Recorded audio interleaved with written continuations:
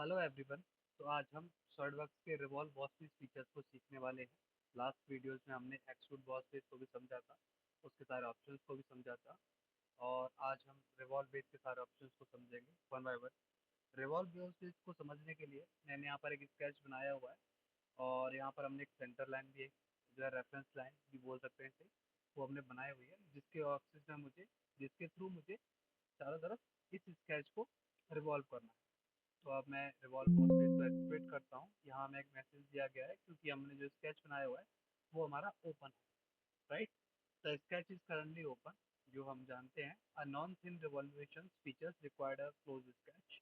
मतलब अगर non thin revolution हमें करना है, जैसे थिन फीचर्स को हमने सीखा था एक्सट्रूड बॉस बेस में भी, वैसे ही थिन फीचर्स के बारे में यहाँ भी ये बता रहा है कि अगर हमें उस थिन फीचर का यूज नहीं करना है तो हमें इस स्केच को क्लोज करना पड़ेगा। Would you like the sketch to be automatically close?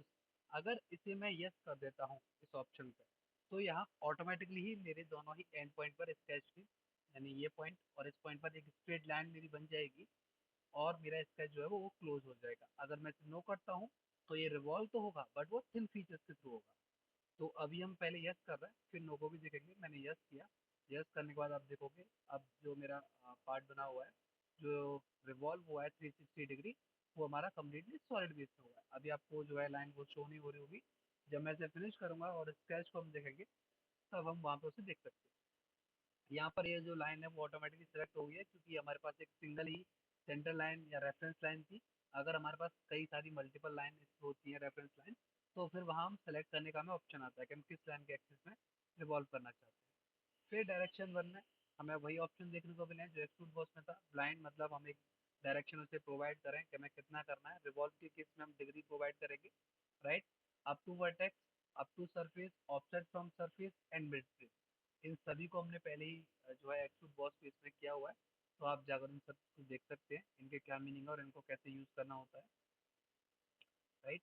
Then यहाँ पर फिर हमें डिग्री मिलती है 360 डिग्री। अगर आप चाहते हैं कि 360 डिग्री हम रिवॉल्व नहीं करना चाहते, तो आप इसे कम भी कर सकते हैं। आप अपनी रिक्वायरमेंट के अकॉर्डिंग यहाँ पे वैल्यू प्रोवाइड कर सकते हैं, कितना डिग्री आपको चाहिए, राइट।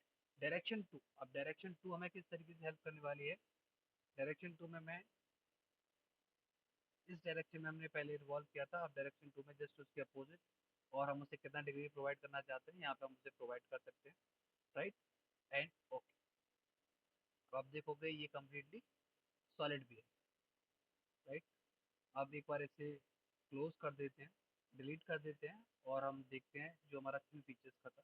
जैसा कि मैंने आपको बताया था कि हमारे पास एक स्ट्रेट लाइन जनरेट हो जाएगी ऑटोमेटिकली, वो आप देख सकते हैं यहाँ पर जनरेट हो चुकी है। और हमें इस लाइन को डिलीट भी करना होगा। यहाँ से मैंने डिलीट कर दिया। हमारी जो लाइन थी रिवॉल्व लाइन, वो हमारे पास है, जिस सेट में रिवॉल्व होगा। इस बार अगेन हम रिवॉल्व बॉस बेस फीचर को एक्टिवेट करेंगे, और इस बार मैंने नो सेलेक्ट किया। जब मैंने नो सेलेक्ट किया, तब आप देखोगे यहाँ पे थिन फीचर जो है वो एक्टिवेट हो चुका है। बाकी के सभी ऑप्शन हमारे सेम ही रहने वाले हैं। और यहाँ पर अब हम जो अपना फीचर बनाएंगे, वो हमारा कम्प्लीटली अंदर से फॉलो रहने वाला है। तो ये मैं सिर्फ आपको दिखाने के लिए बना रहा हूँ। ओपन कर रहा हूँ इसे, एंड इसकी जो डायमेंशन है उसे भी मैं थोड़ा कम कर देता हूँ, 5 mm। And okay.